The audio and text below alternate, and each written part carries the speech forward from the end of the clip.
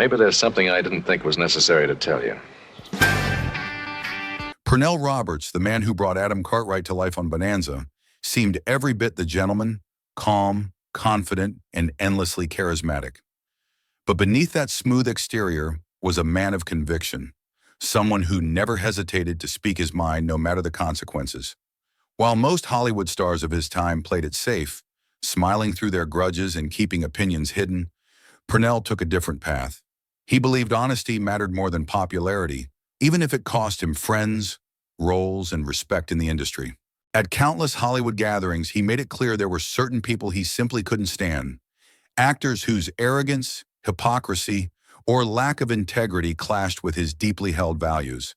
And today we're diving into the 5 names that top that secret list, along with the shocking stories behind each feud. Once you hear them, you'll never see these stars the same way again. But before we begin, if you admire Pernell Roberts or have a soft spot for classic Western legends, make sure to subscribe to our channel because the truth behind Hollywood's golden era is far more fascinating than the fiction it sold. Pernell Elvin Roberts Jr. was born on May 18, 1928, in the small town of Waycross, Georgia, a quiet corner of the Deep South where life during the Great Depression was anything but easy. He was the only child of Pernell Roberts Sr., a hard-working sales manager for Dr. Pepper and Minnie Myrtle Morgan Roberts, a devoted mother who nurtured his early curiosity and creativity. Even as a boy, Pernell stood out. He wasn't drawn to mischief or sports like most kids his age. Instead, he found his joy in music and performance, playing the horn in his school band and performing at church gatherings. Yet despite his natural flair for the stage, acting wasn't part of his plan, at least not at first. After high school, he enrolled at Georgia Tech, aiming for a practical career in engineering. But it didn't take long for him to realize that blueprints and equations weren't where his heart belonged. In 1946, he joined the United States Marine Corps, serving his country for 2 years. While in uniform, he found comfort in the familiar rhythm of music, playing the tuba and horn in the Marine Corps band, keeping his artistic spirit alive, even in the discipline of military life. When his service ended, Pernell decided to take a leap of faith. He enrolled at the University of Maryland, where the stage once again called to him. Immersing himself in student theater, he discovered a deeper connection to acting, one that felt less like a hobby and more like destiny. Before long, Roberts made the bold choice to leave college behind and chase his dream full-time, setting out on the unpredictable but passionate path that would make him one of television's most unforgettable stars. In the early 1950s, Pernell Roberts packed his dreams and moved to New York City, a place where talent and determination were often the only currency that mattered. There he enrolled at the prestigious American Academy of Dramatic Arts, sharpening his craft while juggling a string of odd jobs just to make ends meet. It wasn't easy, but Pernell was never one to give up. His patience finally paid off in 1952 when he earned his first stage role in The Man Who Came to Dinner. It was a small part, but it marked the first real step in what would become a remarkable and at times rebellious acting career, a career defined not by fame, but by his refusal to live by anyone's script but his own. After that first taste of success, Pernell threw himself fully into theater. His commanding voice, magnetic presence, and dedication to every role quickly made him a standout. Soon he was performing in some of the greatest plays ever written: Macbeth, The Taming of the Shrew, and Romeo and Juliet. His work with the Shakespeare Festival in New York earned him a reputation as a serious, passionate actor whose depth could silence a room. By the late 1950s, Hollywood had begun to take notice. In 1958, Pernell made his film debut in Desire Under the Elms, starring alongside Sophia Loren and Burt Lancaster, a performance that proved he could hold his own among the biggest names. That same year, he appeared in The Sheepman, a Western that hinted at the genre soon to shape his destiny. Over the next year, he took on roles in hit TV shows like The Virginian and Gunsmoke, steadily building his name across the industry. Then came 1959, the year everything changed. Pernell Roberts was cast as Adam Cartwright, the intelligent and steadfast eldest son on NBC's Bonanza. The show exploded into one of television's biggest successes, and almost overnight, Roberts became a household name. Week after week, millions tuned in to watch the Cartwright family's adventures on the Ponderosa Ranch. And among them, it was Pernell's quiet strength and sharp intellect that left a lasting mark. Yet behind the fame and admiration, Roberts felt an uneasy disconnect, a growing sense that the role he was celebrated for didn't truly reflect the man he was inside. Pernell Roberts was never the type to stay silent when something didn't feel right, and on Bonanza, that made him both respected and feared. He often found himself at odds with the show's producers, frustrated by what he saw as shallow writing and the lack of real depth in his character, Adam Cartwright. To Roberts, the series had all the fame and fanfare in the world, but little social meaning or artistic challenge. So in 1965, after 6 successful seasons and at the height of his fame, he made a decision that shocked everyone. He walked away. Many thought it would be the end of his career, but Pernell wasn't afraid to start from scratch. He returned to his first love, the theater, while taking on guest roles in various television shows, determined to rebuild his career on his own terms. His persistence eventually paid off. By the late 1970s, he landed the lead role in Trapper John M.D., earning critical acclaim and capturing a whole new generation of fans. But behind that calm voice and thoughtful stare, Pernell still carried strong opinions, especially about certain people he worked with. And that brings us to the part of his story few have heard: the 5 actors Pernell Roberts truly couldn't stand, and the surprising reasons behind each feud. Once you hear them, you'll never see these Hollywood stars the same way again. Number 1, Michael Landon. At first, Roberts' relationship with Bonanza's youngest star was polite, even friendly. But as Landon's ambition grew, so did the tension between them. Charismatic and adored by fans, Landon was quickly becoming the show's golden boy. Behind the scenes, however, Roberts saw him differently: manipulative, self-centered, and obsessed with control. As Landon gained more influence, he began writing and directing episodes, often rewriting scenes to make his character Little Joe shine, sometimes at the expense of others. Roberts was furious. According to insiders, he once confronted Landon directly, saying, "You're not trying to make the show better, you're trying to make yourself bigger." From that day on, the two barely spoke unless the script demanded it. Roberts despised what he called Landon's perfectionist image, believing he was a man who only pretended to be deep on screen, but avoided any real depth in life. And when Roberts finally left Bonanza, Landon's silence, his complete lack of acknowledgement, was the final insult. Years later, when Michael Landon found new fame with Little House on the Prairie, Pernell Roberts couldn't resist a sharp remark. "It's more of the same," he reportedly said. "He's still playing cowboy, still playing saint." It was a cutting statement that revealed just how deep the resentment still ran. Number 2, Dan Blocker. Pernell's feud with Dan, who portrayed the gentle and beloved Hoss Cartwright, wasn't born out of anger, but out of disappointment. In the early days of Bonanza, the two were close, both classically trained actors, both passionate about giving their characters depth and authenticity. But as Roberts' battles with the network grew louder, Blocker began to pull away. Pernell took it personally. He believed Dan should have stood by him, especially when he spoke out against the show's shallow writing and its lack of sensitivity toward Native American characters. Instead, Blocker tried to play the peacemaker, always smoothing things over rather than standing up to the producers. To Pernell, that was a sign of weakness. In one bitter moment, he told a reporter, "Dan had the heart, but not the spine. He chose comfort over conscience." The tension reached its peak one day when Roberts walked off the set mid-scene, furious over what he called a degrading script. When Blocker kept filming, Pernell confronted him later, saying quietly but firmly, "You had a choice. You always had a choice." From then on, their friendship slowly crumbled. Though Blocker never spoke ill of Roberts in public, he also never defended him. The silence between them said it all, and it was that silence that hurt the most. Number 3, Chuck Connors. This particular feud didn't begin on the Bonanza set, but it burned just as fiercely. Connors, the star of The Rifleman, crossed paths with Roberts at a charity event celebrating Western television legends. Tall, confident, and adored by fans, Connors had an undeniable presence. But according to those who were there, his behavior backstage told a different story.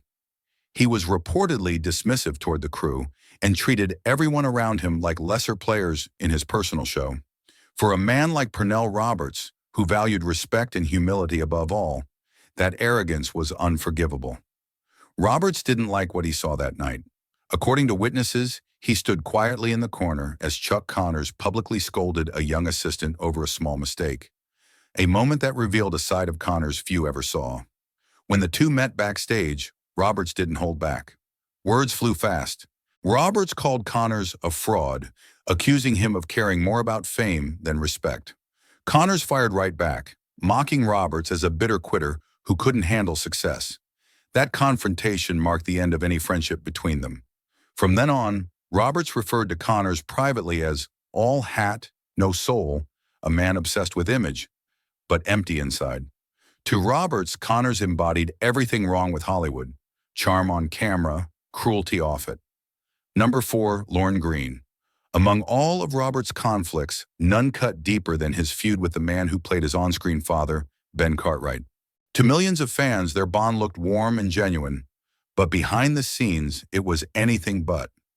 Roberts often said the relationship felt stifling, that Greene, both on and off screen, had an air of control he couldn't tolerate. Roberts resented how Greene seemed perfectly content with the show's formula: the tidy endings, the moral simplicity, and the lack of social relevance. While Roberts wanted to push Bonanza towards something more meaningful, stories with moral complexity and human truth, Greene remained loyal to the network's conservative vision. To Roberts, that wasn't professionalism, it was surrender. He chose comfort over courage. Pernell once said to a friend, "What began as artistic tension soon turned personal."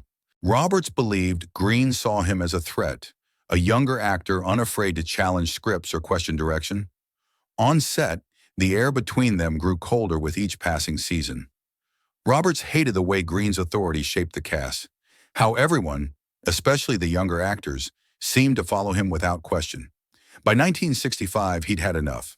He walked away from Bonanza and from one of the biggest paychecks in television, choosing integrity over comfort.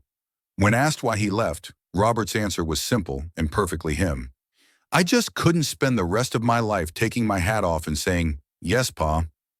To the public, Lorne Greene was America's favorite TV dad, wise, steady, and endlessly kind. But to Pernell Roberts, he represented everything he despised about Hollywood's fear of taking risks. Where others saw warmth, Roberts saw complacency, a man too willing to play it safe, too content to keep things as they were. Number 5, James Drury. Known as the stoic star of The Virginian, Drury's conflict with Roberts wasn't about acting styles or fame. It was about values. Pernell had always been outspoken about the issues that mattered to him. He spoke openly against racism, the Vietnam War, and what he viewed as Hollywood's cowardice in silencing dissenting voices.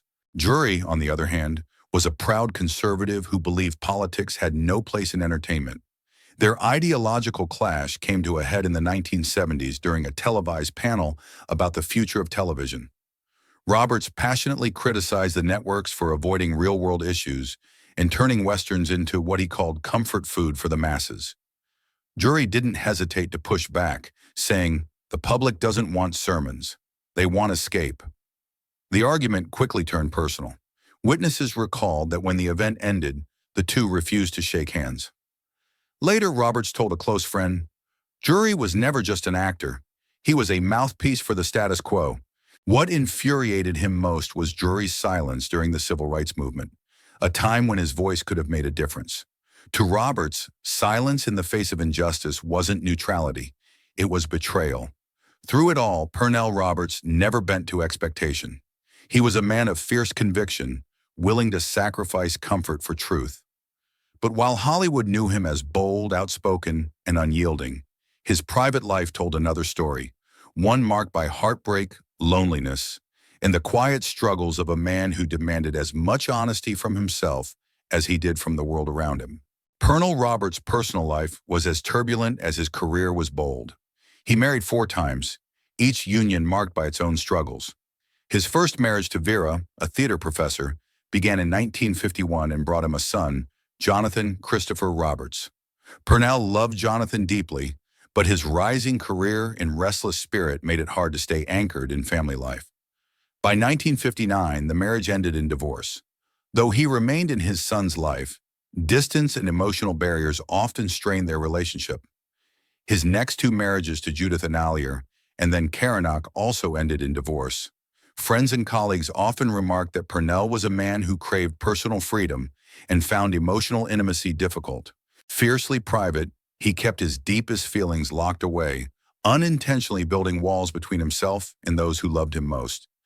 Perhaps the greatest heartbreak came in 1989 when his only son Jonathan tragically died in a motorcycle accident at just 38.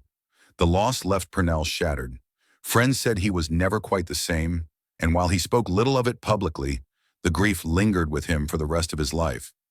In his later years, Pernell found some solace with his fourth wife, Eleanor Criswell, whom he married in 1997. They stayed together until his passing, offering him companionship and peace.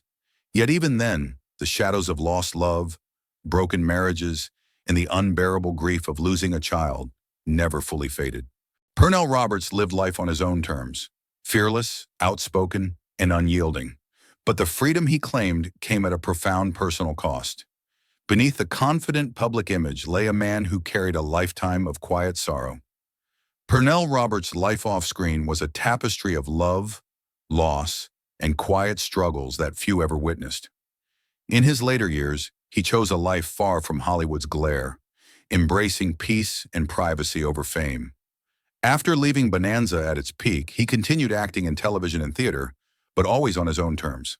In the 1980s, he found renewed acclaim with Trapper John M.D., captivating a whole new generation of fans with his commanding presence and depth of performance. Even as the spotlight dimmed, Roberts remained uncompromising. Fiercely private and thoughtful, he shunned fan conventions and rarely gave interviews, preferring to dedicate his time to music, social justice, and those closest to him. Behind the calm exterior, he faced a silent battle with cancer.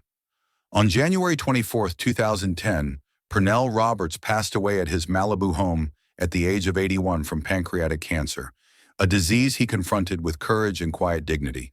His passing marked the end of an era, leaving him as the last surviving member of Bonanza's original cast.